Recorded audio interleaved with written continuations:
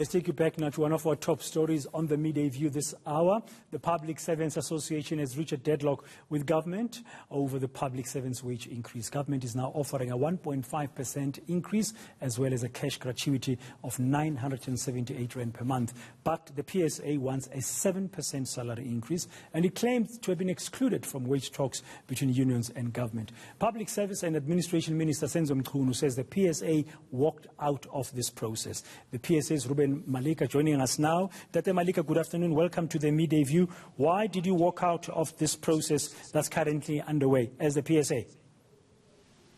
Thank you, Dan Moyane, and the viewers at home. I think the Minister of DPSA is moving from an ill-informed position, unless if it's deliberate.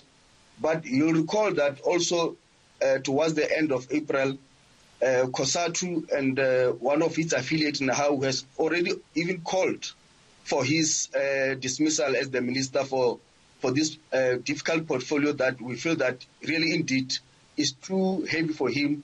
He's not able to manage it, because how would he, if knowing those facts that PSA is not part of these negotiations, fail to even actually find out why PSA is not being invited? Well, tell us why. Tell us why. That's your opportunity now to tell us why you're not part of these talks.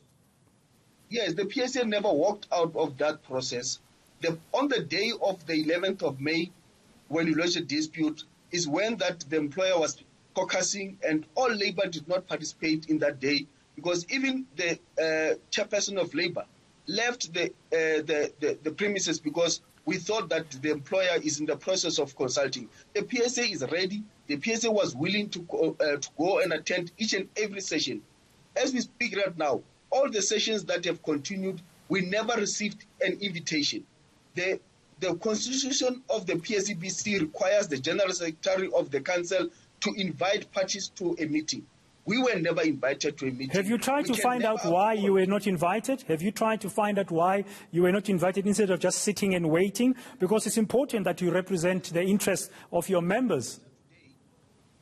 We did write a letter to the PSCBC to that effect, because it's very strange that you can leave such a big union in the public service out of these meetings that they are continuing without us, and without even giving us reasons why they are leaving us out of this facilitation process. But are you not letting your members down by not being there? Because I understand there were negotiations last weekend, and on Sunday, government tabled a new offer of a wage increase.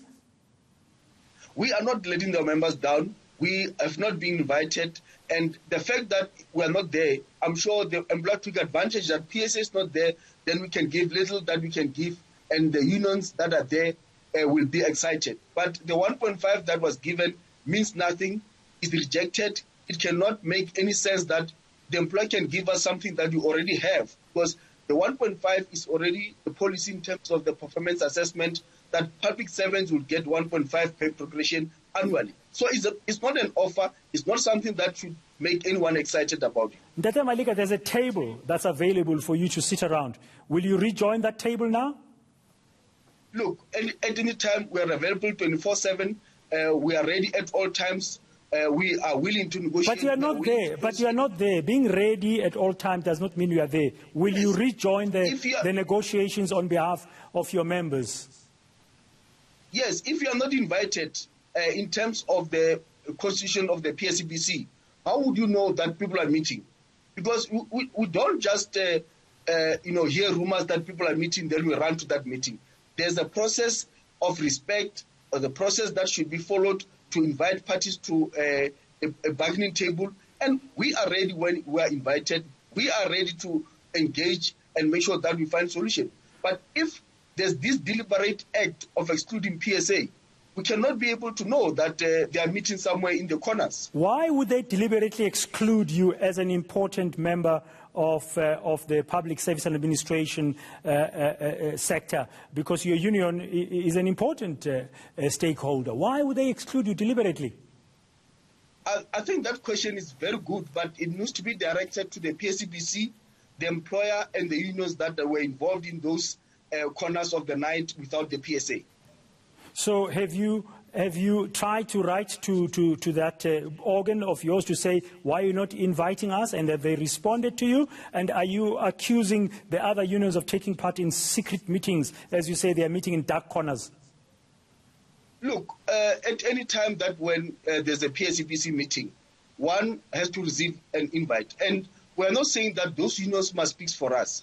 But I'm sure that it's common knowledge that if you have got a PSAPC meeting and the other party is not invited, and as collectively as Labour, you would be concerned that why is this other unions being invited? But that has not happened. So, but we are not going to ask for a big brother to take care of our own issues. We will take care of our own issues. What are you going to do? What are you going to do? What are you going to do now? Look, we have written to the PSAPC. We are waiting for the response. In the meantime, you reject whatever revised offer has been put to your fellow unions, the other unions.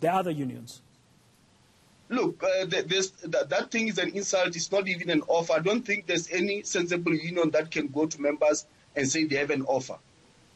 Thank you very much, Reuben Maleka, speaking on behalf of the PSA, insisting that they have to be invited to the body that deals with bargaining, the Bargaining Council of the Public Service and Administration. They've written a letter to say why have they not been invited. Meanwhile, the other unions are consulting their members about the government's revised offer of 1.5% wage increase plus a monthly cash gratuity of 978 rand to be backdated to the 1st of April 2020. And this, by the way, this revised offer is only for 1 year, for the current financial year, April 2020 to March 2021 to March 2022.